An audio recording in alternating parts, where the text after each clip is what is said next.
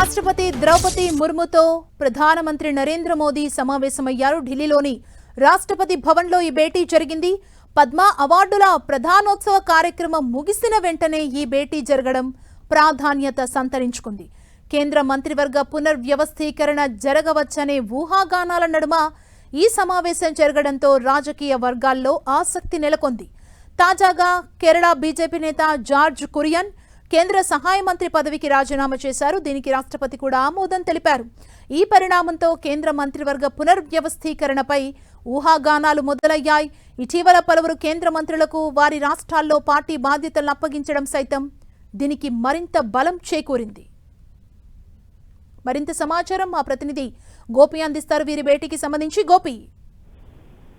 సుమా, ఈరోజు పద్మ అవార్డ్స్ ప్రధానోత్సవం జరిగిన వెంటనే రాష్ట్రపతి తోటి ప్రత్యేకంగా ప్రధాని మోదీ సమావేశమయ్యారు. అయితే ఈ యొక్క భేటీకి సంబంధించి ఇటీవల అనేక ఊహాగానాలతో పాటు కేంద్ర సహాయక మంత్రి జార్జ్ కురియన్ తన రాజ్యసభ పదవీ కాలం ముగియడంతో తన సహాయక మంత్రి పదవికి కూడా రాజీనామా చేయడం, ఆ రాజీనామాను వెంటనే ప్రెసిడెంట్ ద్రౌపది ముర్ము ఆమోదించడం తోటి మరి ఖాళీ అయిన పదవుల భర్తీ చేయడంతో పాటు కొన్ని శాఖల మార్పులు జరిగే అవకాశం ఉందంటూ కూడా కొంత చర్చ అయితే జరుగుతుంది. దీంతో పాటు ఈ రోజు వీరిద్దరి కలయిక అంటే ఇటు ప్రధాని రాష్ట్రపతి తోటి జరిగిన ఈ భేటీలో మంత్రివర్గ పునర్విభజనకు సంబంధించిన అంశం పైన చర్చ జరిగి ఉండొచ్చు అనే ఒక ఆసక్తికరమైన చర్చ అయితే రాజకీయ వర్గాల్లో అయితే జరుగుతుంది. మరి ఖాళీ అయిన పదవులతో పాటు ఇటు ఇంకా కొన్ని శాఖల్లో మార్పులు కూడా జరిపేందుకే రాష్ట్రపతి తోటి ప్రధాని చర్చించారా, లేదా